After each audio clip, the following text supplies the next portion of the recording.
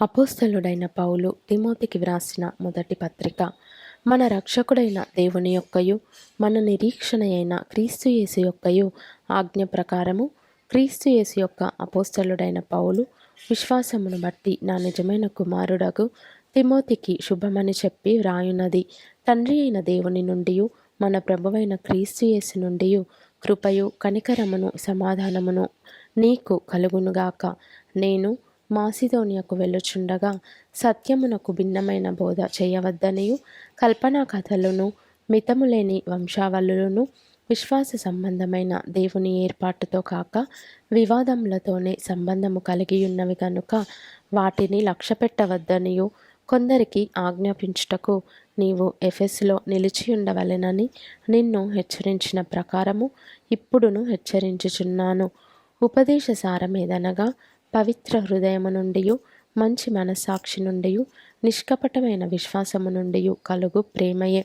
కొందరు వీటిని మానుకొని తొలగిపోయి తాము చెప్పువాటినైనను నిశ్చయమైనట్టు రూఢిగా పలుకువాటినైనను గ్రహింపకపోయినను ధర్మశాస్త్రోపదేశకులై ఉండగోరి నిష్ప్రయోజనమైన ముచ్చటలకు తిరిగిరి. అయినను శ్రీమంతుడకు దేవుడు నాకు అప్పగించిన ఆయన మహిమగల సువార్త ప్రకారము ధర్మశాస్త్రము ధర్మ విరోధులకును అవిధేయులకును భక్తిహీనులకును పాపిష్టులకును అపవిత్రులకును మత దూషకులకును పితృహంతకులకును మాతృహంతకులకును నరహంతకులకును వ్యభిచారులకును పురుష సంయోగులకును మనుష్య చోరులకును అబద్ధికులకును అప్రమాణికులకును హితబోధకు విరోధి అయిన వాడు మరి ఎవడైనను ఉండిన ఎడల అట్టివానికిని నియమింపబడెను గాని నీతిమంతునికి నియమింపబడలేదని ఎవడైనను ఎరిగి ధర్మానుకూలముగా దానిని ఉపయోగించిన ఎడల ధర్మశాస్త్రము మేలైనదని మనమెరుగుదుము. పూర్వము దూషకుడను హింసకుడను హానికరుడనైన నన్ను తన పరిచర్యకు నియమించి నమ్మకమైన వానిగా ఎంచినందుకు నన్ను బలపరిచిన మన ప్రభువైన క్రీస్తు యేసుకు కృతజ్ఞుడనై ఉన్నాను. తెలియక అవిశ్వాసము వలన చేసి తిని గనుక కనికరింపబడి తిని.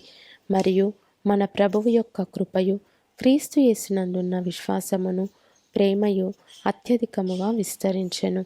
పాపులను రక్షించుటకు క్రీస్తు యేసు లోకమునకు వచ్చెనను వాక్యము నమ్మతగినదియు పూర్ణాంగీకారమునకు యోగ్యమైనదియునై ఉన్నది. అట్టివారిలో నేను ప్రధానుడను. అయినను నిత్యజీవము నిమిత్తము తనను విశ్వసింపబోవు వారికి నేను మాదిరిగా ఉండులాగున యేసుక్రీస్తు తన పూర్ణమైన దీర్ఘశాంతమును ఆ ప్రధాన పాపినైన నాయందు కనుపర్చునట్లు నేను కనికరింపబడి తిని. సకల యుగములలో రాజయుండి అక్షయుడును అదృశ్యుడునగు అద్వితీయ దేవునికి ఘనతయు మహిమయు యుగయుగములు కలుగునుగాక. ఆమెన్.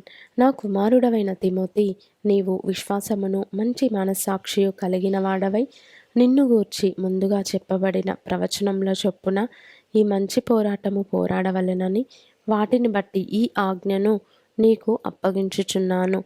అట్టి మనస్సాక్షిని కొందరు త్రోసివేసి విశ్వాస విషయమై ఓడ బద్దలైపోయిన వారి వలె చెడియున్నారు.